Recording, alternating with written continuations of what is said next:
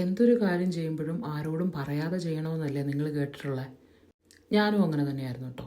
പ്രത്യേകിച്ച് എന്തെങ്കിലും ഒരു ചെറിയ കാര്യം ചെയ്യാൻ പോവുകയാണെങ്കിൽ അത് മറ്റുള്ളവരോട് പറഞ്ഞാൽ അത് നടക്കില്ല, അല്ലെ അവരെന്ത് വിചാരിക്കും, നമുക്ക് ചെയ്യാൻ പറ്റിയില്ലെങ്കിൽ അവർ കളിയാക്കില്ലേ, ഇങ്ങനെയുള്ള ഒരുപാട് ചിന്തകൾ എനിക്കുണ്ടായിരുന്നു. പക്ഷേ ഈ ഇടയ്ക്ക് ഞാനൊരു ക്ലാസ് അറ്റൻഡ് ചെയ്ത് അതിൽ പറഞ്ഞതെന്ന് പറഞ്ഞാൽ നമുക്ക് എന്തെങ്കിലും ചെയ്യണമെന്നുണ്ടെങ്കിൽ നമ്മളത് ഒന്ന് രണ്ട് ഫ്രണ്ട്സിനോട്, എല്ലാവരോടല്ലെങ്കിലും ഒന്ന് രണ്ട് ഫ്രണ്ട്സിനോടോ അല്ലെങ്കിൽ നമ്മളൊരു ചെറിയൊരു ഗ്രൂപ്പിനകത്തോട്ടോ പറയുവാണെങ്കിൽ അത് ഒത്തിരി ഹെൽപ്ഫുൾ ആയിരിക്കും എന്ന്.